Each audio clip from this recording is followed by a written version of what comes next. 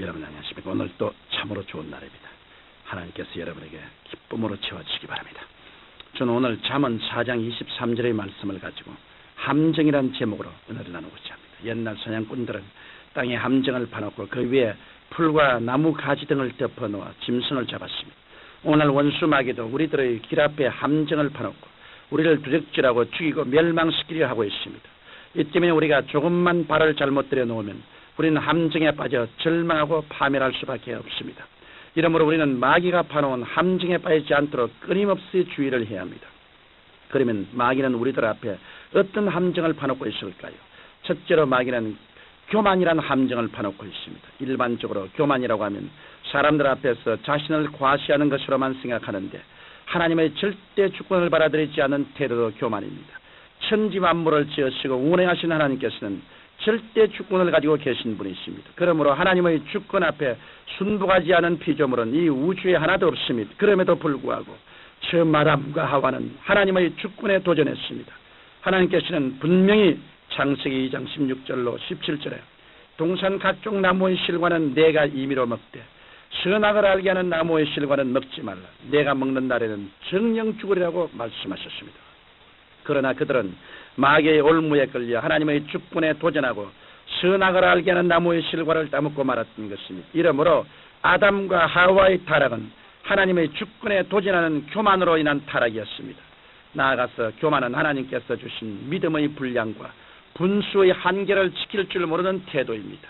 오늘날 수많은 사람들이 인생의 낭패와 실망을 당하는 것은 바로 자기 분수를 뛰어넘어 말하고 행동하기 때문입니다.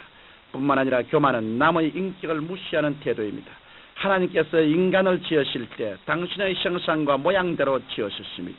이 때문에 우리는 나의 인권만을 주장할 것이 아니라 다른 사람을 대할 때 그 사람 안에 있는 하나님의 형상과 모양을 생각해서 존경해 주어야 합니다.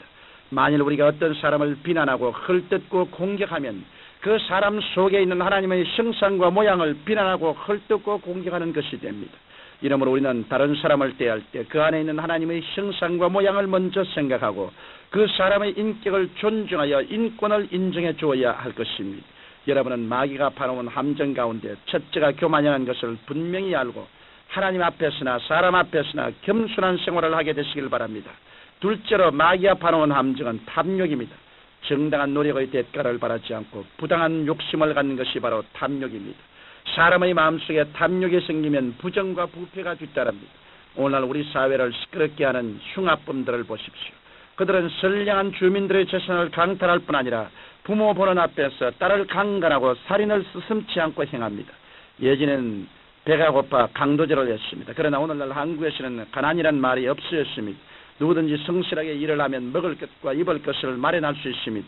이와 같은 좋은 현실 생활 속에서 타인의 재산을 강탈하고 가정을 파괴하는 흉악범들은 탐욕의 노예가 되어 사회 무리를 일으키고 있는 것입니다. 그리고 한탕주의, 일확천금주의가 이 사회 고개를 들고 있는 것도 탐욕 때문입니다. 권력형 부정, 금융부정 대출의 대형 사고, 부동산 투기 등은 정직하고 성실하며 정당하게 생활하는 서민들의 마음에 큰 상처를 줍니다. 또한 상처를 줄 뿐 아니라 사람들의 마음에 탐욕을 심어줍니다. 오늘날 점점 더 흉폭해지는 강도들이 나타나는 것도 성실하게 생활해서 정당한 대가를 얻을 생각을 하지 않고 탐욕을 품은 채 한탕해서 일확천금을 하겠다는 생각이 작용했기 때문입니다. 이 흉폭한 강도는 극형을 받아야 마땅합니다. 그러나 더 중요한 것은 우리 사회 속에서 탐욕의 소지를 없애버리는 것입니다. 이러므로 우리는 탐욕 속에 휘말리면 자신을 망칠 뿐 아니라 가정과 사회까지 망치게 된다는 것을 분명히 알고 탐욕을 우리 마음에서 늘 내어 쫓아야만 할 것입니다. 셋째로 마귀는 무절제라는 함정을 파놓고 있습니다. 무절제는 인간 사회를 파멸시킵니다. 오늘 우리는 중용을 잃어버린 세대에 살아가고 있습니다. 온 세계의 환경은 무절제한 산업개발로 인해 환경이 극도로 오염되어 있습니다. 또한 무절제한 군비 경쟁으로 지구촌은 멸망의 위기에 처해 있습니다. 오늘날 인간은 문명된 존재라고 말합니다. 그러나 인간처럼 야만적인 존재는 없는 것입니다. 이것은 인간 속에 타락의 근원적인 죄악이 들어있다는 것을 증명하는 것입니다. 나아가서 무절제한 쾌락주의는 도덕적인 파멸을 가져옵니다. 세상 사람들은 재물을 모으고 시간적인 여유가 있으면 음란하고 방탕합니다. 그러나 이런 개폐풍조의 결과는 파멸입니다. 오늘날 이 지구촌은 무절제한 쾌락주의로 인해 점점 더 썩어가고 있는 것입니다. 이러므로 우리는 성경 말씀대로 좌로나 우로나 치우치지 말고 절제하면서 성도의 바른 길을 걸어가야 합니다. 중용을 잃어버리고 좌로나 우로나 치우쳐 무절제한 삶을 살면 파멸을 당할 수밖에 없습니다. 재산을 좀 모았다고 해서 무절제하게 지출하면 배가 망신합니다. 또 당장 가난하고 어렵다고 해서 낙심하고 절망에만 빠지면 결코 재기할 수 없습니다. 그러므로 우리는 그리스도 안에서 언제나 마음의 안정을 갖고 매사에 절제하면서 하나님을 섬겨야 하는 것입니다. 넷째로 마귀가 파놓은 함정은 미움과 원한입니다. 미움은 바로 살인입니다. 가인은 그의 동생 아벨을 미워했습니다. 그 결과 그는 아벨을 쳐 죽이고 말았습니다. 그리고 유대인들은 하나님의 아들 나사렛 예수를 질시하고 미워했습니다. 그 결과 예수를 십자가에 못 박아 죽게 했던 것입니다. 그뿐만 아닙니다. 믿음은 파괴적인 감정입니다. 이 분노의 감정이 산불처럼 일어나면 사랑이 사라지고 그 결과 믿음이 생동하지 않게 됩니다. 믿음이란 사랑으로 인해 역사하는데 미움이 있으면 사랑이 사라져 그 힘을 잃고 마는 것입니다. 믿음이 없으면 하나님과의 교통도 끊어지게 됩니다. 이러므로 미움은 결국 하나님과의 교통을 단절시키므로 미움이 우리 마음속에서 자리를 잡지 못하도록 해야 합니다.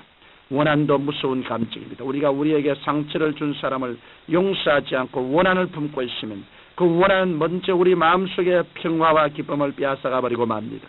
평화의 기쁨을 잃어버린 삶은 절망적인 삶인 것입니다.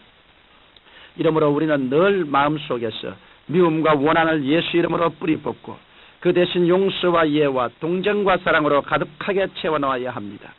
교만, 탐욕, 무절제, 미움과 원한 이 네 가지는 가장 현저한 마귀의 함정입니다.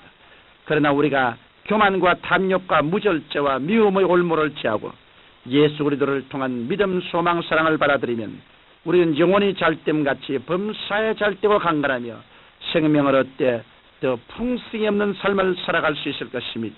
그러므로 여러분은 이 네 가지 함정을 여러분의 생활 속에서 단호히 제거하고 주님의 은총을 통해 넘치는 축복의 삶을 살게 되시기를 주님 이름으로 축원합니다. 살아계신 아버지 하나님이시여, 우리가 생활 속에 파헤쳐진 함정을 모두 극복하고 올바르고 장성한 신자가 되게 도와주옵소서. 예수님 이름으로 기도합니다. 아멘.